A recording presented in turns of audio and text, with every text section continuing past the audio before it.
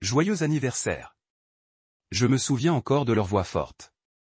Léona, ma femme depuis presque 20 ans, se tenait près de l'îlot de cuisine avec un large sourire. Elle portait ce pull bleu pâle que je lui avais offert à Noël dernier.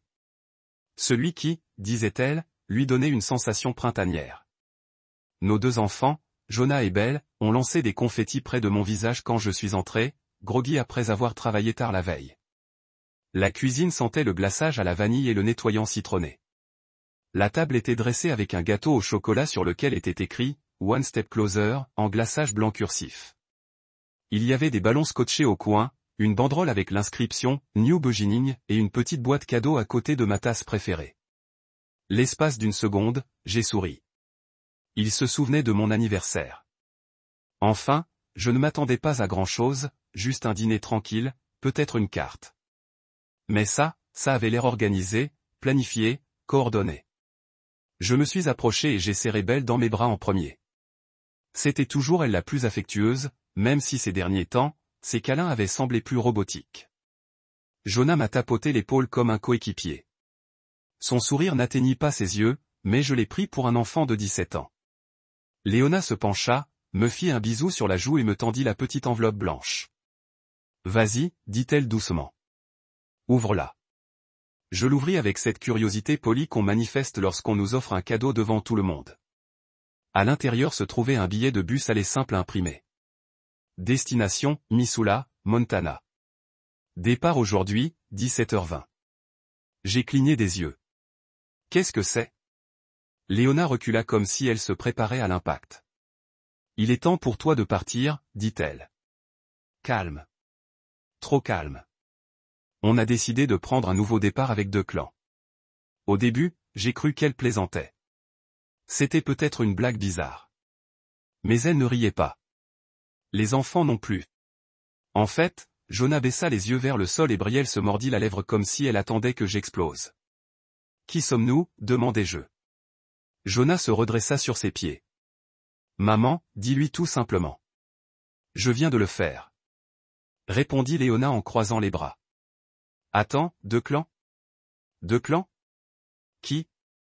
Elle jeta un coup d'œil à la cuisine derrière elle comme si elle ne voulait pas le dire, puis murmura. Deux clans Reyes. J'ai failli rire. Cet homme?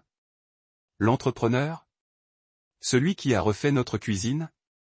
Je l'avais embauché moi-même, je l'avais payé de ma poche quand il disait qu'il avait besoin de la moitié d'avance. Je lui apportais du café pendant qu'il travaillait et maintenant il me remplaçait quoi? Je n'ai pas élevé la voix. Je n'ai pas lancé de contravention. Je les ai regardés tous les trois, ma femme, mon fils, ma fille, et j'ai essayé de comprendre ce qui se passait. On pensait que ce serait plus facile, ajouta Léona, comme si c'était logique. Comme ça, tu n'auras pas à gérer le divorce ni les questions. Tu pourras faire une rupture nette.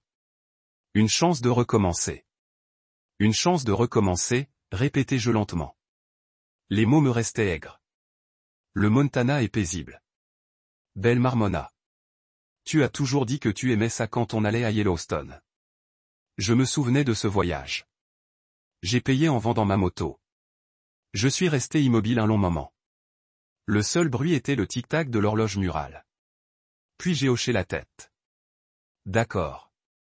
Léona a cligné des yeux. Quoi? J'ai dit, d'accord. Je suis passé devant eux, devant le gâteau, devant les mensonges déguisés en chapeau de fête.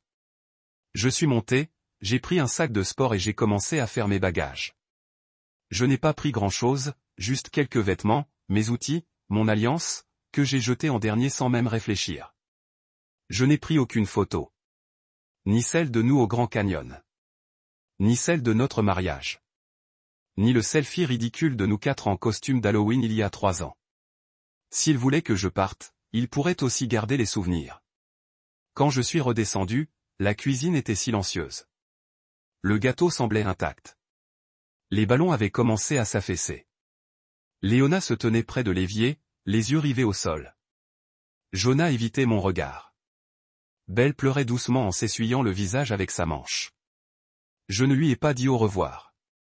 Je n'ai pas demandé pourquoi. À quoi bon? Alors que je me dirigeais vers la porte, Léona m'a soudain crié, « Tu ne prends rien d'ici. » donne-moi ce sac. Je me suis arrêté, je me suis retourné. Elle avait la main sur la hanche, comme si elle avait encore le contrôle, comme si c'était sa maison, son projet, son monde. J'ai serré le sac plus fort. Non, ai-je dit calmement. Je ne le ferai pas. Elle a ouvert la bouche pour protester, mais j'étais déjà en train de sortir. Je suis entré dans l'allée. Le soleil était trop fort.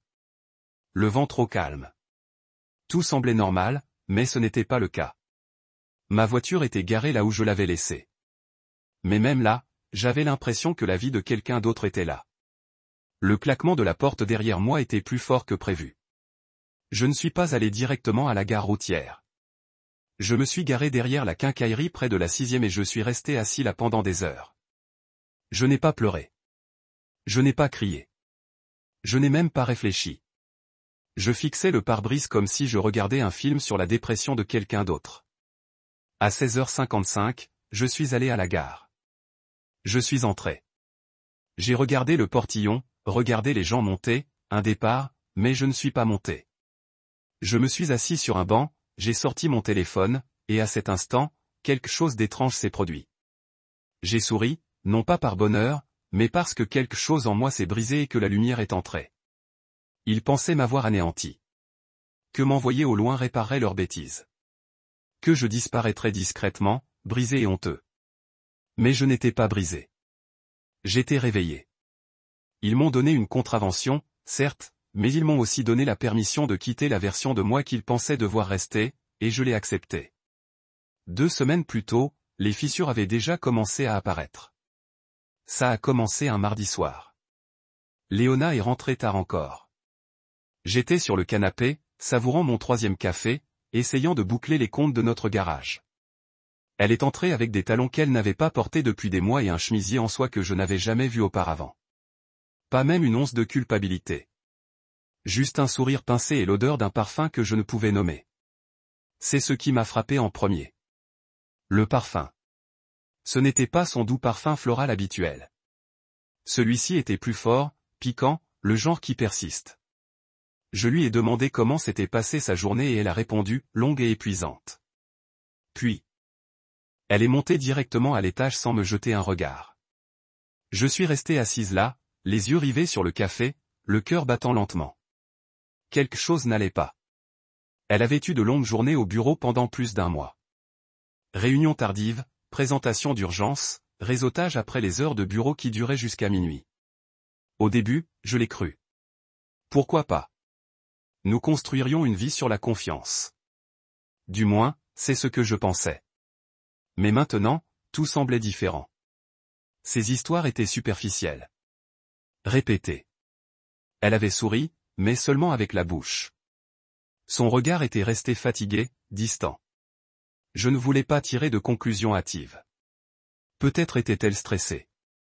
C'était peut-être un burn-out. Mais malgré tout, quelque chose me démangeait. Une alarme silencieuse qui n'arrêtait pas de sonner. Ce soir-là, je suis resté en bas à parcourir mes vieux emails. Je ne cherchais rien de particulier, je réfléchissais simplement. Puis je me suis souvenu de quelque chose que je n'avais pas utilisé depuis des années.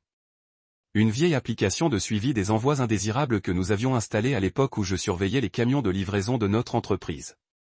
J'avais enregistré les identifiants. Le SUV de Léona était connecté à mon compte en Bluetooth. Je ne l'ai jamais déconnecté. J'ai ouvert l'application. Elle était là, sa dernière adresse, pas près de son bureau en centre-ville, mais dans un quartier calme près de Lakeview, dans un hôtel-boutique avec chambre privée, sans traces écrites et réputé pour sa discrétion. J'ai senti quelque chose couler, pas exploser, juste couler. Le lendemain, j'ai fait ce que je fais toujours quand je ne sais pas ce que je regarde. Je me suis occupé les mains. J'ai fait 2 vidanges, permuté les pneus de la voiture d'un voisin et passé mon déjeuner à faire comme si le hamburger que je tenais n'avait pas un goût de cendre. Mais mon esprit était en ébullition tout le temps. Le lendemain soir, alors que Léona travaillait encore tard, j'ai fouillé plus profondément. J'ai d'abord trouvé les reçus. J'ai vérifié notre relevé de carte bancaire commun. 2 achats de vin, 2 dîners, des soins au spa. Rien d'extraordinaire, mais pas d'endroit que je reconnaissais. J'ai fait une recherche inversée. Tout cela dans un rayon de 5 pâtés de maison autour de Lakeview. Mes mains ne tremblaient pas. J'aurais aimé qu'elles tremblent. Au moins, ça aurait pu paraître normal. Mais non, je me sentais immobile, moi aussi. Puis la dernière pièce s'est mise en place, comme un cruel petit puzzle. Declan, je ne l'avais pas vu depuis la rénovation de la cuisine, 6 mois plus tôt. Je l'ai engagé après avoir lu de bonnes critiques. Il était agréable, professionnel, prompt à plaisanter. Léona disait qu'il avait une bonne énergie. Je n'y ai pas prêté attention. Je lui ai même donné un pourboire supplémentaire lorsqu'il a terminé en avance. Je me souviens être entré une fois et les avoir trouvés en train de rire. Rien d'exceptionnel. Il était drôle. Et Léona a toujours aimé les gens qui la faisaient rire. Mais il y avait un ton dans sa voix ce jour-là. Enjouée, un peu trop douce.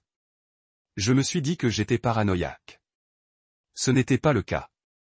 Le vin sur les tickets de caisse, la marque préférée de Declan. Je me souvenais qu'il me l'avait recommandé au travail. Le restaurant. Il y avait posté une photo il y a quelques mois sur son compte Instagram professionnel, montrant un plat d'agneau raffiné. Et le parfum, une marque haut de gamme que proposait la boutique à côté de son bureau. J'ai tout vérifié, j'ai tout raturé, j'ai relié chaque point. Elle ne voyait pas quelqu'un, elle le voyait. C'est étrange que le monde ne s'arrête pas d'un coup, mais se défasse discrètement, comme quelqu'un qui tire sur un fil d'un pull qu'on porte encore. Ça ne fait pas mal d'un coup. Ça gratte, ça tire, ça vous expose lentement. Mais je ne l'ai pas confronté. Pas encore. J'ai passé les jours suivants à observer et à apprendre. J'ai de nouveau suivi le SUV. Même schéma. Retour à l'auberge. Un mardi, puis un jeudi, j'ai arrêté de faire semblant d'être surprise. J'ai élaboré un plan discret. J'ai sauvegardé nos comptes, extrait nos économies communes et mis en évidence les retraits hebdomadaires qu'elle effectuait pour les courses, qui correspondaient parfaitement aux dates de ses séjours à l'hôtel. J'ai commandé un nouveau téléphone jetable sans contact et payé comptant pour une boîte postale dans la ville voisine. Puis j'ai appelé Miles, mon ancien colocataire de fac. Miles avait toujours été le plus malin. Il avait monté une entreprise de sécurité informatique après ses études et vivait dans un immeuble du centre-ville. Il me devait de l'argent pour lui avoir prêté de l'argent à l'époque pour lancer sa start-up. Je lui ai rendu service. J'ai besoin d'un endroit où dormir un moment, lui ai-je dit. Et j'ai besoin d'aide. Il n'a pas posé de questions. Il m'a juste donné le code d'accès de son appartement d'invité et m'a indiqué où était caché le double des clés. À partir de là, c'est devenu une routine. Léona me souriait le matin comme si de rien n'était. Jonah grognait en partant. Belle consultait son téléphone au petit déjeuner, sans même me répondre. Et je lui souriais en retour, m'essuyais les mains avec un chiffon et gardais le silence. J'avais mieux que la confrontation. J'étais patient. J'ai commencé à rassembler d'autres captures d'écran, des enregistrements vocaux de conversation entre elle et Declan sur haut-parleur lorsqu'elle oubliait que son téléphone était synchronisé avec la voiture. Des tracés GPS, d'autres reçus. Je l'ai même surprise en train de mentir un soir en disant qu'elle avait une réunion de présentation tard le soir, mais le SUV n'a quitté le parking de l'auberge qu'à 23 heures. La question n'était plus de savoir si elle me trompait. La question était de savoir quand je lui ferais savoir que je savais.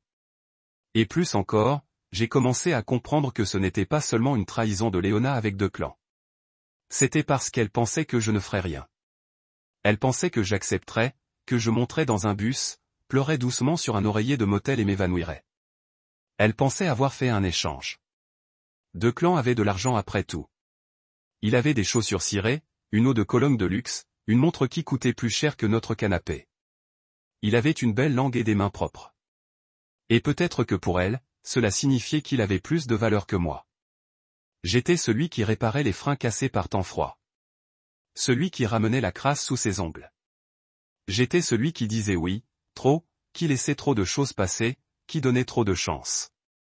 Mais elle n'avait pas compris quelque chose d'important. Les gens comme moi qui construisent, qui réparent, qui restent silencieux quand on est blessé, on ne casse pas, on reconstruit. Et quand on le fait, on se souvient exactement d'où vient la fissure. Ils pensaient que j'étais monté dans le bus. C'était leur première erreur, pensant que je partirais comme un perdant silencieux, la queue entre les jambes. Mais je n'ai jamais mis les pieds dans ce Greyhound. Je les regardais partir de la station avec un sac à dos rempli de l'heure que j'avais préparé pour le spectacle. Puis je suis retourné directement à mon camion et j'ai traversé la ville jusqu'à l'appartement de rechange de Miles. Personne ne m'a remarqué. C'était la beauté d'être oublié. J'avais été invisible pendant des années dans cette maison. Maintenant, ça jouait en ma faveur. Miles m'a accueilli avec une accolade et un regard entendu. J'ai vidé l'arrière-boutique pour toi, dit-il en me tendant un double de clés et un nouvel ordinateur portable. Wi-Fi sous la justice zébrée. Servez-vous du frigo. Et ne me demandez pas pourquoi j'ai 4 caméras de surveillance et un micro caché dans une boîte à chaussures. Je n'ai rien demandé, j'ai juste hoché la tête et me suis mis au travail. Léona ne m'avait pas retiré de notre forfait téléphonique qui me donnait un accès complet à ses journaux d'appel et à ses messages. J'avais installé une synchronisation miroir via le système Miles qui intégrait ses SMS dans un flux en direct. Elle était négligente. Elle n'avait même pas activé l'authentification à 2 facteurs. Tout ce qu'elle écrivait à Declan me revenait directement comme une mise en scène de trahison en direct, mise à jour toutes les quelques secondes. Mais la surveillance sans contexte n'est pas un pouvoir. C'est juste de l'observation. Il me fallait plus que des captures d'écran. Il me fallait des preuves, des schémas, des indices et du temps. Alors, j'ai fait preuve d'ingéniosité. Avant de quitter définitivement la maison, j'avais placé un minuscule traceur GPS dans le compartiment de la roue de secours du SUV de Léona. C'était un vestige de mon garage, un élément d'un travail que je faisais pour une entreprise de logistique. Il coûtait $50 et pouvait tenir un mois en veille. Je l'avais appelé Colibri sur mon appareil. Chaque fois qu'elle partait pour une réunion de présentation tard le soir, je la suivais jusqu'au même hôtel tranquille, niché derrière une station-service en périphérie de la ville. Même numéro de chambre, même horaire d'enregistrement. Parfois, elle ne prenait même pas la peine de changer de jour. La prévisibilité était devenue mon arme secrète. Le nom de Declan apparaissait sur le système de l'hôtel sous des pseudonymes, mais la réception était terriblement sécurisée. Miles avait un contact qui nous avait aidé à filmer le hall. Il était là, Declan Reyes, dans son blazer gris suffisant et ses bottes de créateur, entrant quelques minutes seulement après que Léona se soit garée. Impossible de se tromper sur l'alchimie. Sa main effleura son dos. Ses doigts lui ramenèrent les cheveux derrière l'oreille. Tout était là, décontracté et évident, comme s'il n'avait pas peur d'être pris. Pourquoi le serait-il? Il pensait que j'étais à mi-chemin du Montana, en train de pleurer dans un restaurant. Pendant ce temps, j'étais dans un immeuble en train de siroter un café pendant que Miles rassemblait la chronologie numérique de leur liaison. On appelait ça le théâtre des mensonges. Grâce au matériel de surveillance installé par Miles, on avait accès à distance à leur audio lorsqu'ils étaient ensemble dans la voiture, grâce au Bluetooth synchronisé toujours connecté à notre compte partagé. J'ai écouté des heures de conversation. Certaines ennuyeuses, d'autres cinglantes, d'autres qui m'ont fait serrer si fort le bord du bureau que j'en ai laissé des traces. « Tu crois qu'il va réapparaître ?» demanda Declan un jour. « Non, » rit Léona. « Il est inoffensif. Il ne peut même plus me regarder dans les yeux. »« Tant mieux, » dit Declan. « Parce que je ne suis pas du genre à faire le bordel. »« Désordre ?» Ce mot est resté. Il pensait que c'était propre. Facile. Une situation simple et rapide. Donnez-moi juste un billet, laissez-moi partir et emménager dans leurs robes assorties avant le printemps. Ils ne savaient pas que j'enregistrais tout. J'ai commencé à cataloguer. Chaque soir, j'étiquetais les dossiers avec des dates, des lieux et des mots-clés. Rire, baiser, argent, moquerie, trahison. J'ai entendu Léona me traiter de poids mort, tandis que Declan décrivait notre garage comme une caverne d'hommes rouillés pour perdants. Ils ont plaisanté sur le fait de m'envoyer des photos de gâteaux d'anniversaire pendant qu'ils fêtaient ça dans la nouvelle maison de Declan au bord du lac, une maison décorée avec mon argent. Il s'est avéré qu'elle avait détourné près de $11 000 de nos économies communes vers un compte séparé qu'elle contrôlait. Les reçus se trouvaient sur notre tableau de bord bancaire commun, cachés juste sous les lignes de loyer et de charges. Je les ai tous imprimés. Puis sont venus les cadenas bancaires. J'ai retracé le chemin de chaque dollar qu'elle a déplacé, d'abord sur le compte professionnel de Declan, puis sur un compte de dépôt au nom de son cousin. Avec l'aide de Miles, j'ai vérifié chaque pseudonyme, chaque mouvement de coquille. Ce n'était pas juste une aventure. C'était un vol financier calculé. Mais ce n'était même pas le pire. C'était Belle et Jonah. Au début, je me suis dit qu'ils étaient juste confus, peut-être manipulés. Mais j'ai vu les échanges de textos. J'ai entendu les enregistrements. Jonah m'a traité de sale grincheux dans un message à Léona. Maman, pourquoi ne l'as-tu pas viré plus tôt? Il a dit, Brielle, a-t-elle posté sur les réseaux sociaux pour dire qu'on reprenait enfin nos vies. Elle a même partagé un selfie avec Declan en arrière-plan, avec la légende, un nouveau départ avec les vrais. C'est ce qui m'a le plus dévasté. Je pourrais pardonner la trahison. Je pourrais survivre à un mariage brisé. Mais voir mes propres enfants réécrire l'histoire pour m'effacer m'a fait perdre ma tristesse. Ça m'a redonné de la vivacité. À partir de ce moment-là, j'ai cessé de penser comme un homme au cœur brisé et j'ai commencé à penser comme un architecte. Chaque pas qu'il faisait, je le notais. Chaque mensonge qu'il disait, je l'étiquetais. Je n'ai affronté personne. Je n'ai pas envoyé un seul message. Je ne leur ai pas accordé la dignité de savoir que je les observais, car j'avais mieux que la colère. J'étais concentré. Et la concentration, lorsqu'elle est appliquée avec suffisamment de patience, peut devenir justice. Chaque matin, je me réveillais, je me connectais et je regardais les points bouger sur la carte GPS. Chaque soir, je consultais les journaux vocaux, je récupérais les archives des conversations, je mettais en évidence les transactions. J'ai créé des dossiers de sauvegarde, des clés USB, un stockage cloud. Et 3 emplacements. Rien ne serait perdu.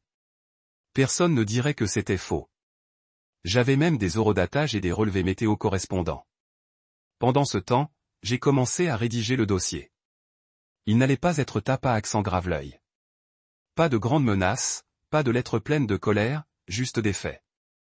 Froid, clair, impitoyable. Un disque dur rempli de photos et d'enregistrements vocaux, d'impressions de données GPS, d'une liste soigneusement compilée de chaque heure et lieu de leur rencontre, de captures d'écran de transfert d'argent, de comparaisons et, surtout, d'une déclaration sous serment signée par la première ex-femme de Declan. Elle s'appelait Ria, et elle avait une histoire à raconter. Il s'avère que Declan avait déjà fait ça. Il avait rencontré une femme mariée, s'était fait passer pour elle, s'était enfui, avait charmé les enfants, avait détourné de l'argent et s'était enfui une fois les murs refermés. Ria m'avait donné tous les détails. Elle l'avait même notarié. En lisant son histoire, j'avais l'impression de regarder par une fenêtre mon propre avenir si j'étais resté. Alors, j'ai fait ce qu'il fallait. J'ai tout scellé dans un simple paquet marron. Pas d'adresse de retour, juste un mot, tapé sur une étiquette dans un coin. Graire, puis je l'ai déposé dans la boîte aux lettres. Pas de fanfare, pas d'annonce, juste un début de tempête tranquille. Le colis est arrivé un lundi.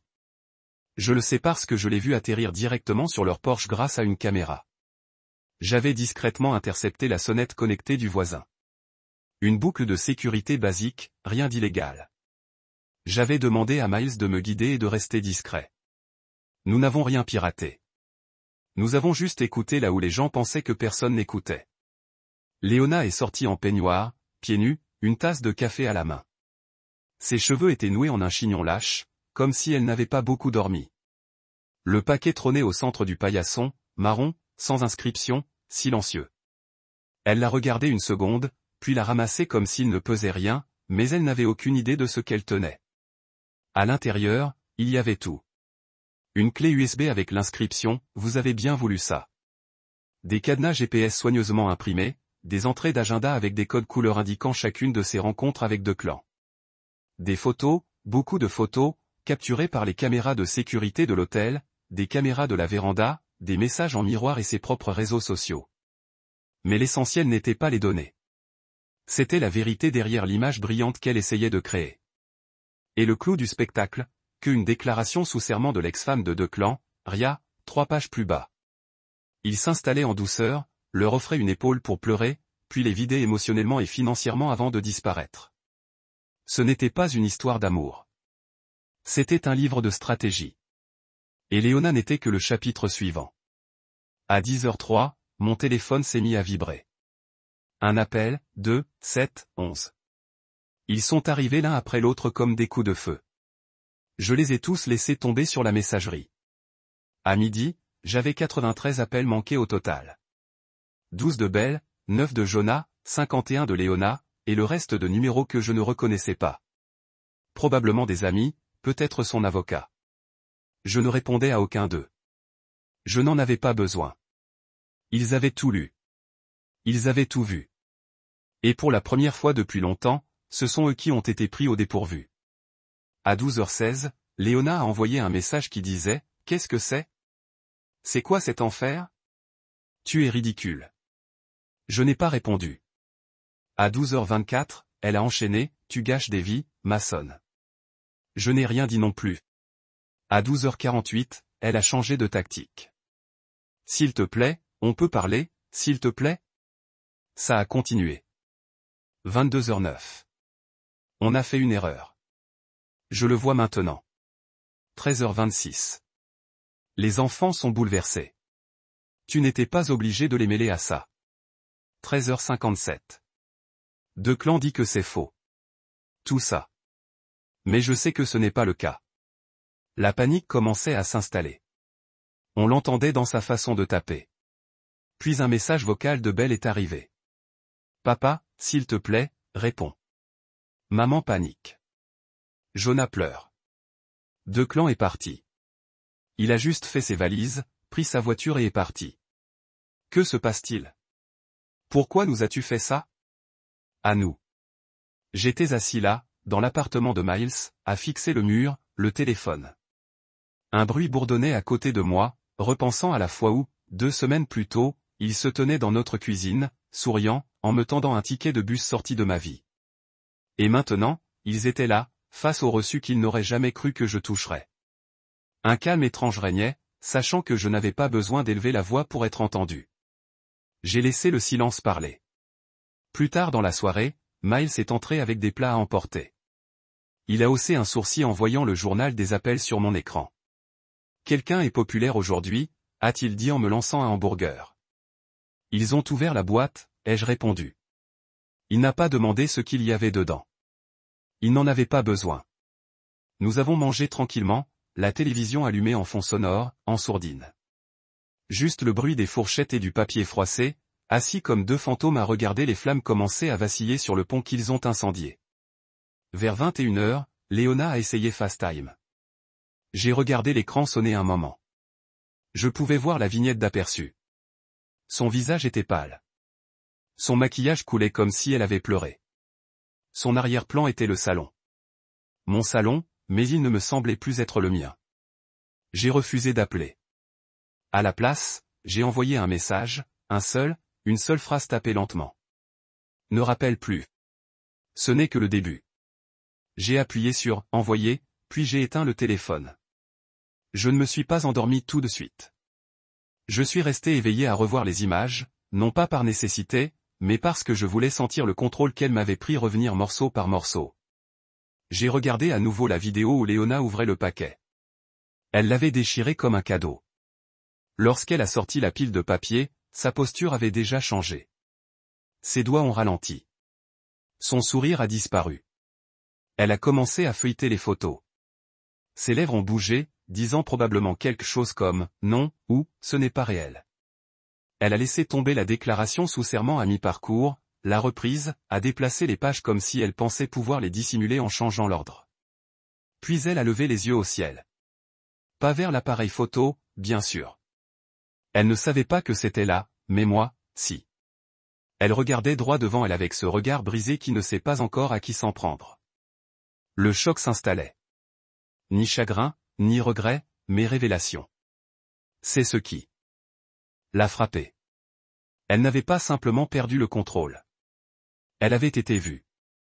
J'ai éteint la vidéo, me suis allongé sur le canapé et, pour la première fois depuis des semaines, je me suis autorisé à respirer profondément. Non pas parce que j'en avais fini, mais parce que je savais que ce n'était pas un effondrement. C'était une reconstruction. La boîte avait fait ce qu'elle était censée faire. Elle n'avait pas crié. Elle n'avait pas supplié. Elle disait la vérité. Et maintenant, cette vérité résonnait dans chaque pièce de la maison. À travers les murs de Jonah, à travers les écouteurs de Belle, à travers les projets d'avenir désormais ruinés de Léona. Ils voulaient tout recommencer sans moi. Tant mieux, parce que je venais de brûler le plan et qu'ils pouvaient fouiller les cendres comme bon leur semblait. Je n'ai pas répondu à un seul appel. Pas un seul. J'ai changé de numéro le lendemain matin. Miles m'a aidé à tout réorienter. Téléphone, email, même l'annonce de mon garage. Une page blanche, aucune trace. C'était plus facile que prévu. Vous seriez surpris de la vitesse à laquelle le monde cesse de vous reconnaître quand vous cessez de vous tourner vers lui. Pendant ce temps, je regardais la panique grandir. Grâce à mon système de surveillance, je pouvais encore accéder à certains comptes ouverts, dont notre groupe de quartier partagé et quelques profils sociaux publics. Je n'espionnais pas pour me divertir. J'étudiais. Ils voulaient repartir à zéro. Ils voulaient une image fraîche. Alors, je leur ai donné quelque chose qu'ils ne pouvaient pas effacer. Ça a commencé avec de petites captures d'écran des messages de Léona à deux clans qui ont fuité sur le forum communautaire local. Quelqu'un a posté, alors, voilà ce qui arrive quand ton entrepreneur s'approche trop. Suivi d'une image de Léona m'appelant. Un membre mort qu'il fallait que je coupe. Ce n'était même pas le pire message que j'avais, mais peu importe. Les dégâts avaient commencé. Les commentaires ont afflué. N'était-ce pas le couple qui avait organisé la collecte de Noël l'année dernière? Waouh, elle l'a vraiment sali. Deux clans, je savais que ce type était un imposteur. Son image soignée, celle d'une Léona forte, douce et banlieusarde, s'effritait. Les gens n'avaient pas besoin de tout voir. Juste un aperçu, de quoi s'interroger. Elle a essayé de résister. J'ai vu une publication sous son nom 2 jours plus tard. Il y a beaucoup de désinformation qui circule. Veuillez respecter notre vie privée pendant que nous gérons une affaire familiale. Cette publication a eu peut-être 4 mentions, j'aime. Un commentaire disait, ma fille, dis juste que tu t'es fait prendre. Jonah a envoyé un message vocal plus tard dans la soirée. Je ne l'ai pas écouté. Je n'en avais pas besoin. La transcription disait, ce n'est pas comme ça que les hommes gèrent les choses. Tu nous fais honte. Rentre à la maison et parle comme un adulte. Un adulte. Venant d'un garçon qui se tenait derrière sa mère pendant qu'elle me tendait un aller simple pour sortir de ma vie. Non, merci. Les messages de Belle étaient un peu plus doux au début. Papa, s'il te plaît. Peux-tu au moins expliquer pourquoi tu fais ça en public? Puis, je n'étais pas au courant pour les transferts d'argent. Je ne savais pas que de clans prenaient sur ton compte. Mais ensuite, la vraie question est arrivée. Tu n'avais pas besoin de tout gâcher. Tu n'avais pas besoin de devenir nucléaire. J'ai été frappé par le fait qu'aucun d'eux ne comprenait vraiment. Ils pensaient que c'était nucléaire. Pour moi, c'était précis. Je leur avais donné un miroir, rien de plus. Ce n'était pas une bombe. C'était un reflet. Et ils n'aimaient pas ce qu'ils voyaient. J'ai passé ces jours-là à vivre tranquillement, en marge d'une vie que j'appelais la mienne. Miles m'avait proposé son appartement d'invité pour une durée indéterminée, mais je cherchais déjà un endroit à moi. Quelque chose de petit, de simple, de préférence près de l'eau.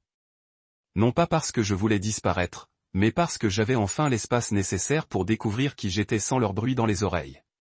Chaque matin, je préparais du café, m'asseyais près de la fenêtre et notais tout ce dont je me souvenais des 3 dernières années. Des choses que j'ignorais, ou dont je riais. Léona me traitant de basique lors d'un dîner, sous les rires de tout le monde. Belle soupirait bruyamment quand je lui proposais de la conduire à l'école dans le vieux camion, car elle ne voulait pas avoir l'air pauvre. Jonah disait, maman dit que tu as juste réparé des trucs parce que tu n'as jamais rien construit de concret. Ça fait des années qu'ils me disent que je ne valais pas. Je ne voulais juste pas l'entendre jusqu'à maintenant. Le plus drôle avec le silence, c'est comme il devient bruyant quand on cesse de s'expliquer. Ils n'y étaient pas habitués. Plus je les ignorais, plus ils étaient désespérés. Vendredi, j'ai vérifié mes anciens emails. Il y avait 19 nouveaux messages de Léona. Le dernier disait simplement, on ne peut pas respirer ici sans toi. Réponds, s'il te plaît. J'ai fermé l'ordinateur, je suis sorti et j'ai fait la plus longue promenade de ma vie à travers la ville. Pas de destination, juste moi et mes pensées. J'ai croisé un père qui apprenait à son fils à faire du vélo. Un couple qui se disputait gentiment une liste de courses. Une femme qui riait bruyamment dans son téléphone. Et ça m'a frappé. La vie se déroulait tout autour de moi, sans jugement, sans manipulation. Ce n'était pas seulement mon monde qui avait changé. Je passais devant une petite librairie nichée entre une boulangerie et un fleuriste. Un de ces endroits douillets qui sentaient toujours le vieux papier et la cannelle. Je suis entré et, pour la première fois depuis des années, j'ai acheté un journal. Pas de couverture, juste une page blanche. J'ai commencé à écrire ce soir-là. Pas sur eux, pas sur la vengeance, sur moi. Ce que j'aimais, ce que je voulais, ce qui me faisait peur. Et en écrivant, j'ai réalisé quelque chose d'important. Pendant près de 2 décennies, j'ai vécu dans le rôle qu'on m'avait assigné, celui du pourvoyeur discret, celui de l'arrière-plan tranquille. Mais maintenant, j'étais redevenu l'auteur. Cette vie était à moi de la réécrire. Plus tard ce week-end-là, Miles m'a pris à part. Tu sais, tu aurais pu dérailler, m'a-t-il dit. De la terre brûlée. Je pourrais encore, ai-je plaisanté. Il a souri. Non, tu ne le feras pas. Tu as déjà gagné et ils le savent. Ça m'a marqué, car il ne s'agissait plus de vengeance. C'était de liberté. Léona et les enfants voulaient une nouvelle vie. Ils me l'ont dit en face. Alors je leur ai donné. Pas de filet de sécurité. Pas de main à tenir. Non, papa arrangera tout. Ils voulaient voler. Maintenant, il leur fallait réapprendre à atterrir. Quant à moi, j'apprenais à respirer à nouveau, à dormir sans grincer des dents, à manger sans cette pierre d'angoisse au ventre. À me regarder dans le miroir et à voir quelqu'un que je n'avais pas pitié. Ce n'était pas encore la paix, pas complètement, mais c'était le chemin qui y menait. Et c'était suffisant pour l'instant. La chute de Declan n'a pas été bruyante au début. Elle a été subtile, presque silencieuse. Mais c'est ça, avec les hommes comme lui. Ils construisent leur vie comme des tours de verre. Tout en brillance et en reflets, sans fondation. Il suffit d'une petite tape au bon endroit. Je n'ai pas jeté une pierre. J'ai juste appuyé et tout s'est fissuré. Tout a commencé avec Yacht. Je n'y ai jamais mis les pieds, mais je l'ai vu à plusieurs reprises sur l'Instagram de Léona lors du lancement de leur nouvelle vie. C'était son bien le plus précieux. Blue Hole, 2 ponts, une installation solaire sophistiquée dont il aimait se vanter à qui voulait l'entendre. J'ai appris très tôt qu'il était techniquement loué, et non possédé, par une société écran qui n'avait pas payé d'impôts depuis 2 ans. J'ai transmis ce détail à un avocat fiscaliste, Miles New. Pas de nom, juste des documents. 3 jours plus tard, le yacht était saisi au large. J'ai regardé une vidéo du remorquage. Quelqu'un l'a mise en ligne sur un groupe de plaisanciers local avec la légende, je suppose que quelqu'un n'a pas payé ses factures. Cela n'a pas ruiné Declan à lui seul. Mais cela a déclenché une vague de réactions. J'ai suivi avec les documents d'assurance, les fausses déclarations de sinistre, les doubles déclarations dans 2 polices d'assurance auto-distinctes à des adresses différentes. J'en ai imprimé des copies et les ai envoyées directement au service des enquêtes sur les fraudes de son assureur. Je n'ai pas signé l'enveloppe. Pas besoin. Puis est venu le vrai coup dur. Declan il avait une start-up de conseil, apparemment dans l'immobilier. Du moins, c'est ce que le titre indiquait. En réalité, c'était de la poudre aux yeux, un mélange de charme emprunté et de faux partenariats. Mais l'un de ses plus gros investisseurs était un certain Gordon Tra, connu pour son côté tape à accent grave-l'œil et brutal lorsqu'il était contrarié. Je ne connaissais pas Gordon personnellement, mais je savais qu'il n'apprécierait pas qu'on lui mente. Alors, j'ai tout emballé. Des photos de réunions qui contredisaient les prétendus voyages d'affaires de Declan. Des captures d'écran de ses conversations avec Léona, parlant de la gestion des fonds et de la satisfaction de l'investisseur. Un enregistrement vocal où Declan plaisantait, Gordon est trop occupé à acheter des voitures de sport pour lire les petits caractères. Celle-là a été envoyée directement au siège de Gordon. Declan ne s'est pas présenté à son propre brunch de réseautage le lendemain matin.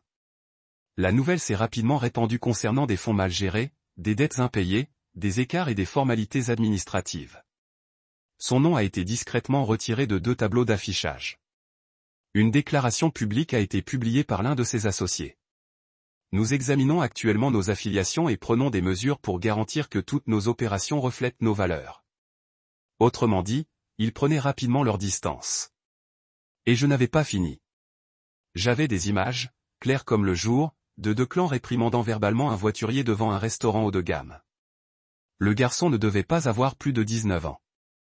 Declan était rouge de colère, pointait du doigt et hurlait que sa Tesla ne devrait jamais être garée derrière une Honda. Le voiturier est resté figé, essayant de s'excuser, mais Declan a continué. Il a bousculé le gamin. Grosse erreur. Le restaurant était équipé de caméras extérieures. Et Miles savait comment filmer avec le bon niveau. Nous avons coupé la vidéo et l'avons mise en ligne anonymement. La légende, c'est à lui que vous confiez vos investissements. La vidéo est devenue virale en moins de 24 heures. Pas des millions de vues, mais suffisamment, surtout dans les milieux d'affaires locaux. Assez pour ruiner ce qui restait de son image. Il a ensuite posté une vidéo pour tenter de s'expliquer. Stress, par jugement. On fait tous des erreurs. Le scénario habituel. Mais son regard, a l'air terrifié. Parce que les gens comme Declan ne peuvent pas survivre sans mensonges. Ils ont besoin que les gens croient que le costume est synonyme de succès, que le sourire est synonyme de confiance, que la voiture de luxe est synonyme de pouvoir. Une fois l'illusion brisée, il ne leur reste plus rien. Je n'ai pas eu besoin de le toucher. Il s'est effondré tout seul. Je n'ai fait que lui tendre le miroir. Ce week-end-là, je me suis assis sur le balcon de l'appartement avec une tasse de café et mon carnet. Miles est sorti et s'est appuyé contre la balustrade à côté de moi. J'ai entendu dire que le yacht de Declan avait été vendu aux enchères pour rembourser ses dettes, a-t-il dit avec désinvolture. J'ai simplement hoché la tête. J'ai entendu dire que ses voitures avaient disparu aussi. Le vendeur a dit qu'il n'avait même pas essayé de les en empêcher. Il a juste remis j'ai pris les clés et refermé la porte. J'ai hoché la tête. Sans sourire, sans jubilation. Non pas que je n'étais pas satisfaite, mais parce que la satisfaction n'était plus le but. Il ne s'agissait pas de vengeance. Il s'agissait de vérité. Et je voulais que cette vérité résonne suffisamment fort pour que même ceux qui ne me regardaient jamais à deux fois finissent par m'écouter. J'ai consulté mon ancien Facebook cet après-midi-là. Je ne m'étais pas connecté depuis la livraison de la boîte.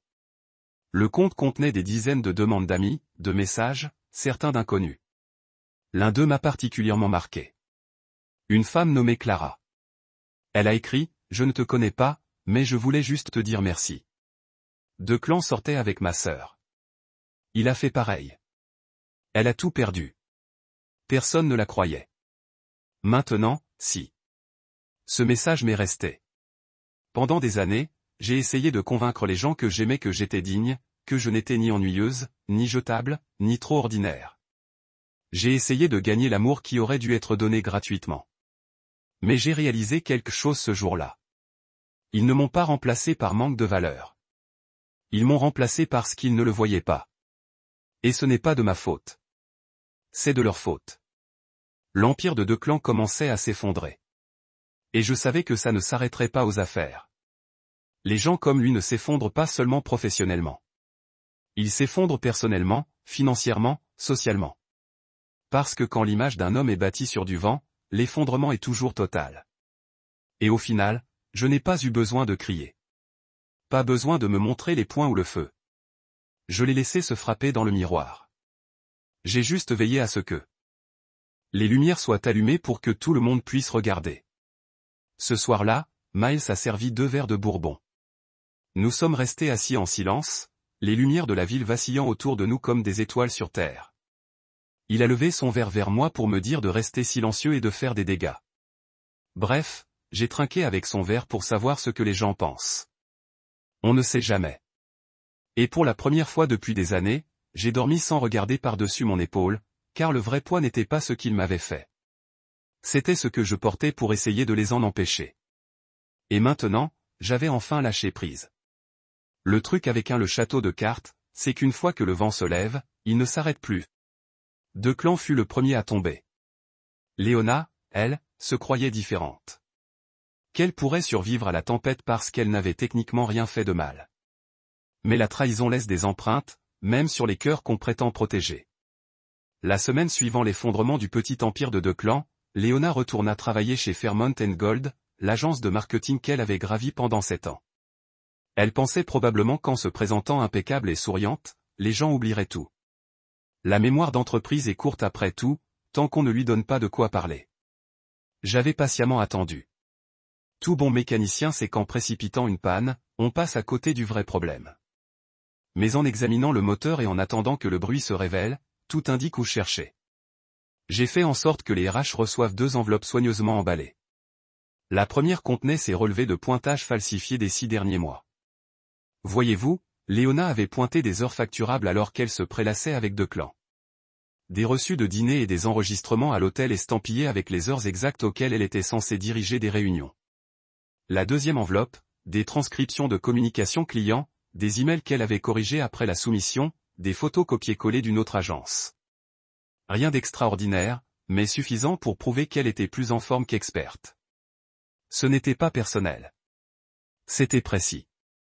Au début, le silence régnait. Puis, 2 jours plus tard, son entreprise a discrètement retiré son nom de sa page client. Le même jour, elle a publié une citation sur les réseaux sociaux. Parfois, il faut tout perdre pour se retrouver. En dessous, une personne a commenté, ou alors, arrête de mentir. Je n'ai pas écrit ça. Je n'en avais pas besoin. Le monde entier nous regardait maintenant. Jonah a pris un coup ensuite. Non pas parce que je l'avais visé, mais parce que les actions ont des répercussions. Quand on se laisse porter par un mensonge, le vent finit par tourner. Son comité de bourse a reçu un tuyau anonyme, un dossier contenant des captures d'écran de messages qu'il avait envoyés à mon sujet, moqueur, irrespectueux, se vantant même que papa était enfin hors de nos pattes.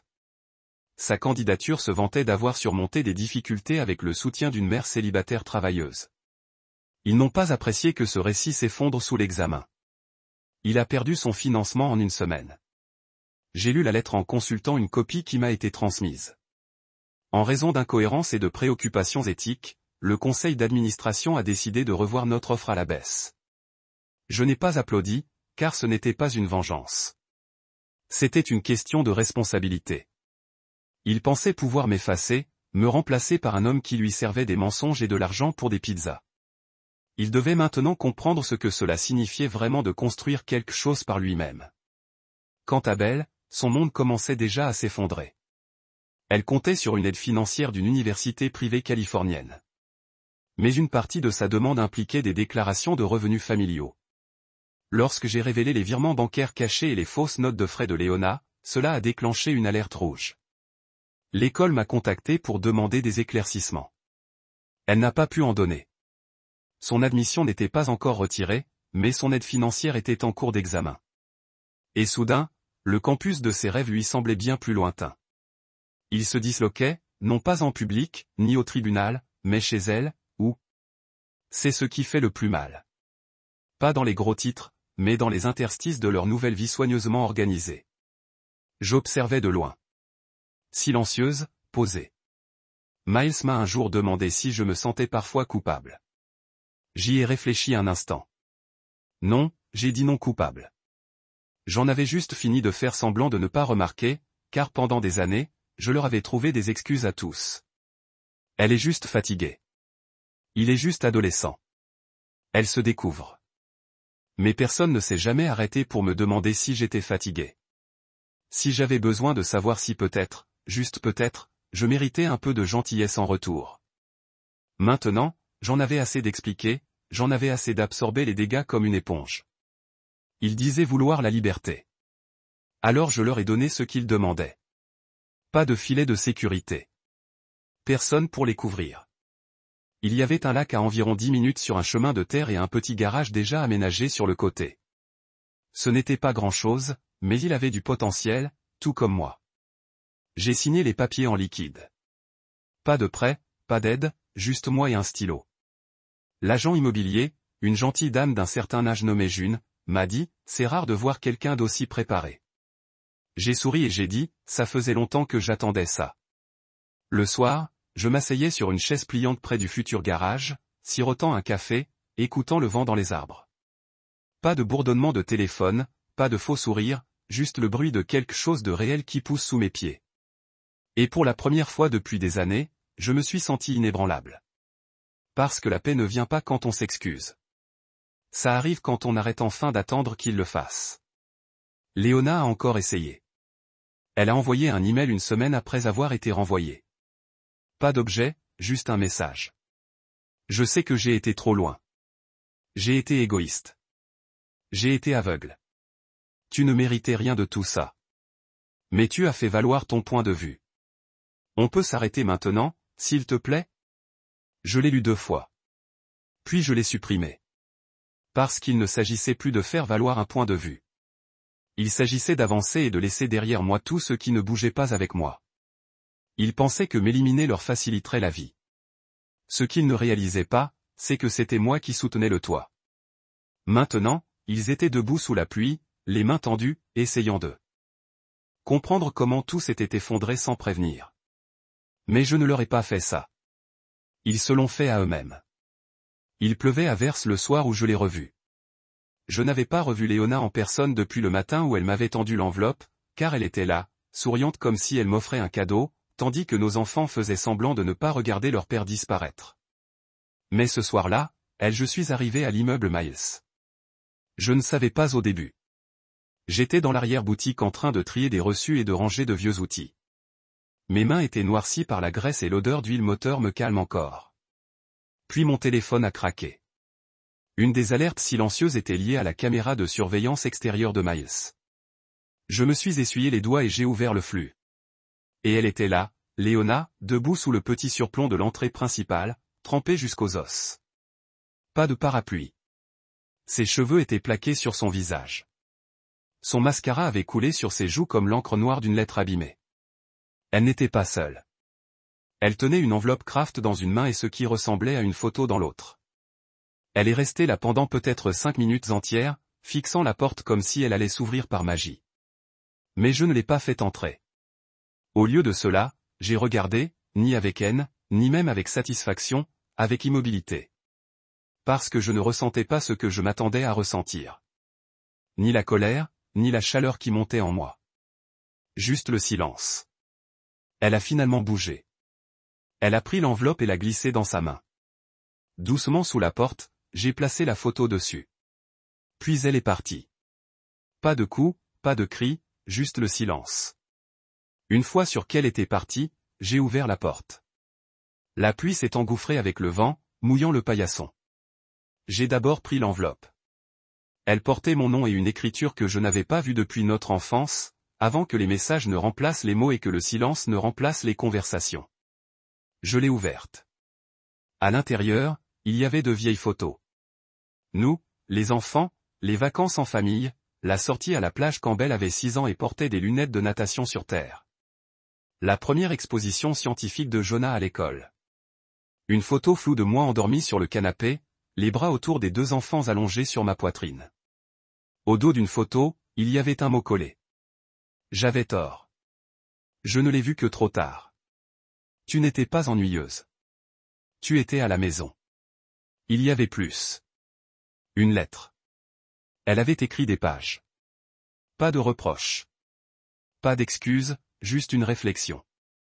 Elle a admis que Declan était une erreur, qu'il n'avait jamais existé, qu'elle pensait que la vie serait plus légère sans moi, mais au contraire, elle l'avait ressenti. Comme marcher pieds nus à travers une vitre. Elle disait que Jonah se blâmait, que Belle pleurait la nuit, mais ne savait pas comment s'excuser, que l'argent commençait à manquer, que les murs se refermaient, que la liberté n'était pas la liberté, c'était le vide dans une tenue plus élégante. À la fin de la lettre, elle écrivait « S'il vous plaît, parlons juste une fois. S'il vous plaît. » Je m'assis par terre, la photo à la main. Celle de nous 4 au 10e anniversaire de Jonah. Nous étions assis sur le perron, le gâteau au visage, le rire figé dans le temps. Je la gardais là, dans le silence, un long moment. Puis je me levai. Je me dirigeai vers mon bureau, ouvris le tiroir et sortis le dossier de divorce. Il était prêt depuis des semaines, propre, définitif, notarié. Je le glissai dans une nouvelle enveloppe. J'y joignis une courte carte. Pas une lettre, juste une phrase.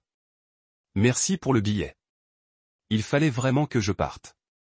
Le lendemain matin, je le postai. Pas de signature, pas d'adieu théâtral, juste un dépôt impeccable dans une boîte bleue au coin de la 8e rue. C'était l'étape finale, non pas de la vengeance, mais de la libération. Car voilà ce qu'on ne vous dit pas sur le chagrin d'amour. Il ne s'arrête pas avec les excuses de l'autre. Il s'arrête quand vous n'avez plus besoin qu'il s'excuse. Léona avait enfin compris ce que je représentais pour elle, mais pas parce que je l'avais suppliée de partir. Et elle devait rester à la maison sans moi. Dormir dans le lit que j'avais acheté. Servir du café dans une cuisine que j'avais payée. Observer sa vie et réaliser le peu qu'elle en avait réellement construit toute seule. Pendant ce temps, j'étais ailleurs, vivant, libre, entier. On dit que tourner la page est une conversation. Je ne suis pas d'accord. Tourner la page est une décision. C'est une limite. C'est une enveloppe déposée dans une boîte aux lettres alors qu'au fond, on sait qu'on a déjà tout dit. Les jours suivants furent calmes. Plus d'appels, plus de mais, juste le silence. Je crois qu'elle a compris le message. J'ai visité la propriété au bord du lac plus tard dans la semaine. L'air était pur et la brise avait cette douce morsure qui annonce l'arrivée de l'automne. Debout au milieu du garage inachevé, je fixais la charpente, imaginant les étagères que je construirais, l'ascenseur que j'installerais, les projets pour lesquels j'aurais enfin du temps. Et j'ai souri, non pas parce que tout était parfait, mais parce que je ne faisais plus semblant, que je ne souriais plus malgré la douleur, que je ne portais plus une famille qui m'avait laissé partir bien avant de me dire de partir. La photo de Léona repose désormais dans un tiroir, ni déchirée, ni brûlée, juste rangée à sa place, dans le passé. Parce que guérir ne ressemble pas toujours à un nouveau départ ensemble. Parfois, c'est recommencer sans eux. Les mois ont passé et, d'un coup, le bruit s'est arrêté. Plus d'appels manqués, plus de courriels, plus d'enveloppes sous ma porte. Léona s'était enfin tue, et les enfants aussi. Et pour la première fois depuis des années, je vivais sans regarder par-dessus mon épaule, attendant que la culpabilité me prenne à la gorge. Je ne me cachais pas, je vivais. On dit qu'il faut du temps pour se sentir à nouveau normal après avoir été ravagé par ses proches. Mais je ne cherchais pas à revenir à la normale. Je construisais quelque chose de mieux, quelque chose qui m'appartient. J'ai emménagé dans la maison du lac fin octobre. Les arbres avaient déjà commencé à perdre leurs feuilles et le rivage scintillait sous un doux ciel gris. Il y avait de la paix dans ce silence. Les disputes ne me manquaient pas. Les dîners de famille forcés ne me manquaient pas, ni la marche sur des œufs parmi les adolescents qui décidaient que leur père n'était rien de plus qu'un remplaçant. Même Léona ne me manquait pas. Ça m'a surprise. Je pensais que ce serait le cas. Je pensais ressentir cette douleur chaque matin. Celle qui vit juste sous les côtes. Mais en vérité, plus je construisais ma propre vie, plus je réalisais à quel point je m'étais laissé réduire à un rôle.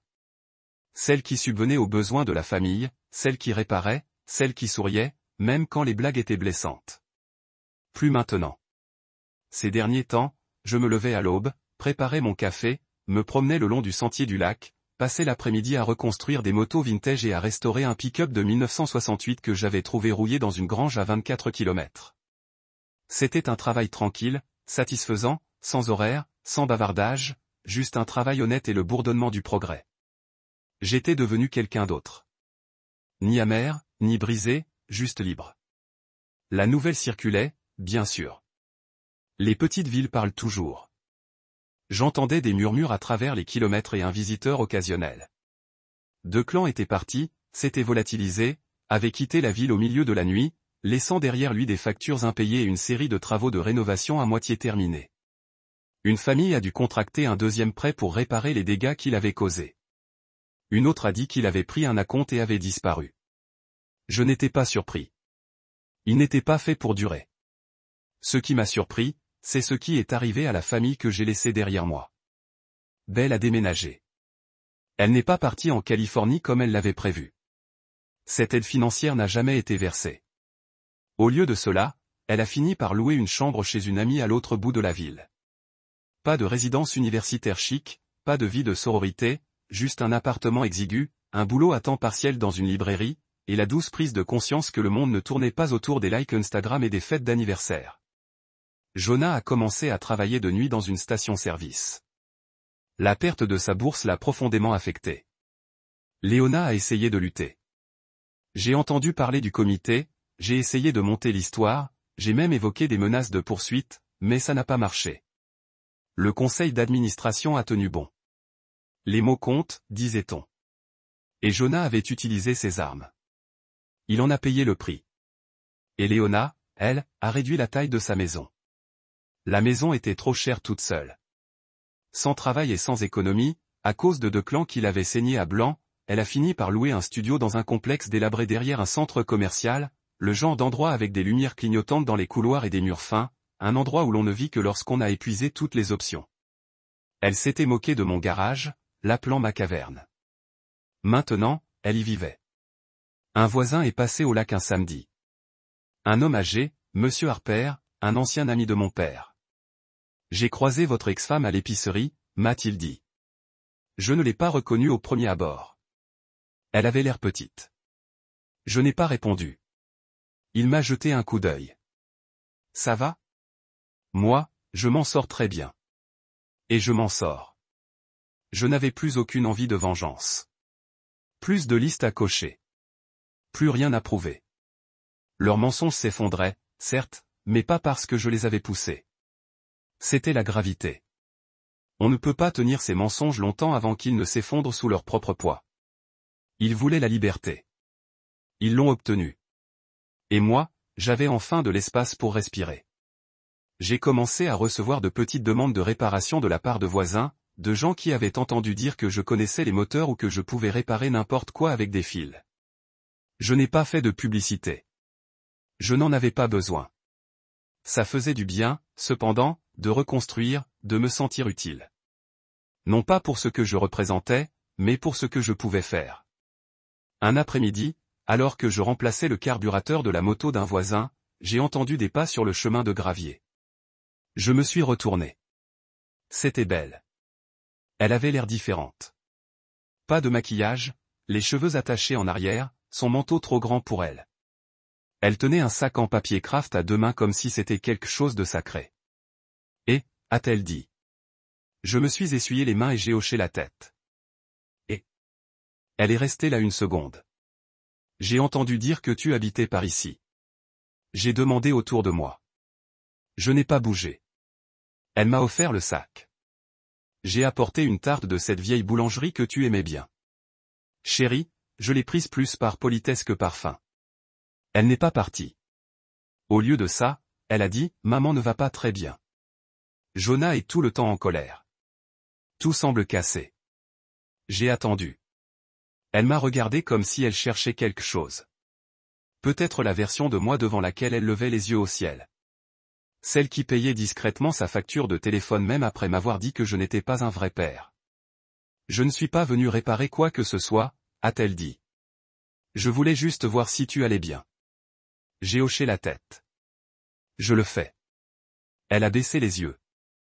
Je ne te demande rien. Je sais. Je voulais juste que tu saches que je suis désolé. Je n'ai rien dit tout de suite.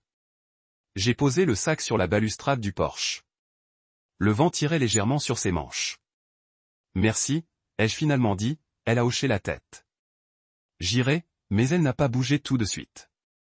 Et moi non plus. Au bout d'un moment, j'ai dit, dis à ton frère que j'espère qu'il retrouvera ses marques. Et dis-le à ta mère. J'espère qu'elle trouvera la paix. Elle a souri faiblement. Elle ne l'admettra pas, mais elle lit ton nom sur les boîtes aux lettres. Elle passe devant les maisons en se demandant si l'une d'elles t'appartient. Je n'ai pas répondu. Elle est partie sans bruit, marchant sur le chemin de gravier comme si elle avait perdu quelque chose de lourd et ne savait pas quoi faire du vide. Je l'ai regardée partir, puis je suis retourné à mon travail. La tarte est restée intacte sur la balustrade. Plus tard peut-être. Pour l'instant, il y avait un moteur à réparer. Ma dernière lettre est arrivée le jour de mon anniversaire. Pas un appel, pas une visite, une lettre, écrite dans une simple enveloppe blanche, sans adresse de retour. Juste mon nom, écrit en lettres serrées et familières. Elle est arrivée par un matin froid, glissée sous la porte, comme au bon vieux temps, quand le monde semblait encore plein de secondes chances. L'enveloppe était froissée, comme si elle avait été portée un certain temps avant d'être livrée. À l'intérieur se trouvait une feuille de cahier pliée et lignée. Pas de papeterie sophistiquée, pas de parfum, juste un stylo, juste Jonah. Papa, je ne sais pas ce que je suis censé dire, ni si tu liras ça, mais je t'écris quand même parce que c'est ton anniversaire et que je n'ai pas le droit de le dire en personne. Alors, voilà. Joyeux anniversaire. J'étais en colère contre tout. Toi, maman, moi-même. Je pensais que si je la soutenais, elle m'aimerait davantage. Je pensais que si je t'effaçais, je deviendrais enfin suffisant. Mais tout ce que j'ai fait, c'est perdre quelqu'un qui n'a jamais cessé d'être là. Même quand on ne te méritait pas, tu réparais nos vélos quand on les laissait sous la pluie. Tu préparais nos déjeuners, même avec des ongles gras.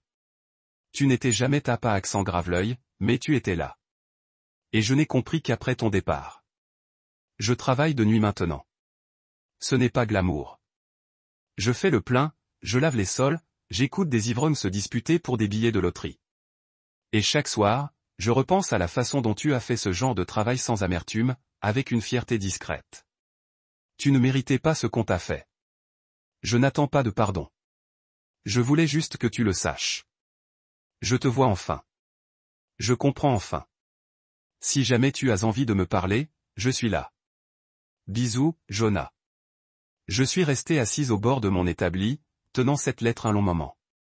Le papier était doux. L'encre était maculée, comme s'il avait appuyé trop fort ou essuyé des larmes en écrivant. Je pouvais voir l'écriture de mon fils. Les mêmes boucles que celles de ses devoirs. Maintenant, moins nette, plus vrai. Je n'ai pas pleuré. Pas à l'époque. J'ai plié la lettre, l'ai mise dans mon tiroir à côté de la photo de Belle et je me suis assis avec. Pas le papier, mais l'instant. La prise de conscience que quelque chose avait changé. Peut-être pas réparé, pas complètement, mais changé, et c'était important. Plus tard dans la semaine, j'ai envoyé un chèque à Jonah. Pas énorme, pas spectaculaire. Assez pour couvrir les frais de scolarité du premier semestre de l'université, accompagné d'un mot qui disait simplement « pour l'homme que tu choisis de devenir ». Je ne l'ai pas signé, papa. Je n'en avais pas besoin. Il vaut mieux reconstruire lentement, de fond en comble. Je n'ai jamais eu de nouvelles directement, mais j'ai vu le dépôt encaissé dans les cadenas de ma banque. C'était suffisant. Il avait accepté le geste. Qu'il vienne me rendre visite ou non, je savais que j'avais fait ma part. Il ne s'agissait pas d'être un nouveau père. Il s'agissait d'être un homme qui tient parole. Quant à Léona, je ne l'ai jamais revue. Ni en passant, ni de loin, ni même à l'épicerie. Et pour être honnête, je ne pense pas qu'elle réessaiera. Non pas qu'elle ne le veuille pas, mais parce que je l'ai clairement fait comprendre. Certains ponts ne sont pas faits pour être reconstruits. Ils sont faits pour rester en cendres afin que nous nous souvenions de ce que nous avons brûlé. Et ça ne me dérangeait pas. Pour moi, la fin ne s'est pas faite par de grandes excuses ou des retrouvailles larmoyantes. Elle est arrivée un matin, alors que j'étais au bord du lac, à regarder deux canards glisser sur l'eau. La lumière frappait la surface juste comme il faut. Comme elle ne tombe pas quand l'air est frais et que les arbres se colorent d'orange dans le ciel. J'ai fermé les yeux, pris une grande inspiration et souri, car j'étais là où je devais être. Un homme aux mains calleuses et à l'esprit clair. Un homme qui avait survécu à un abandon comme une pièce détachée, pour découvrir qu'il était le moteur depuis le début. J'ai ouvert un petit atelier de réparation sur la propriété. En novembre, les gens du coin ont commencé à venir plus souvent. Je n'ai pas fait de publicité. Les gens étaient au courant. La nouvelle se répand vite quand on travaille honnêtement. J'ai réparé des ventilateurs cassés, des tuyaux qui fuyaient, des charnières rouillées, des motos vieillissantes. Et petit à petit, quelque chose d'autre s'est réparé à côté des machines. Moi. J'ai recommencé à rire. Pas des rires forcés, mais de vrais rires profonds. Je me suis mis à fredonner en travaillant, parfois même à siffler. Je buvais mon café sans me presser. Je me préparais des repas complets. Je mangeais à table au lieu de rester debout au comptoir comme je l'avais fait pendant des années. Pendant que tout le monde restait assis à fixer son téléphone, j'ai arrêté de regarder de vieilles photos. J'ai arrêté de me demander comment ils allaient. Non pas par froideur, mais par désir de guérison.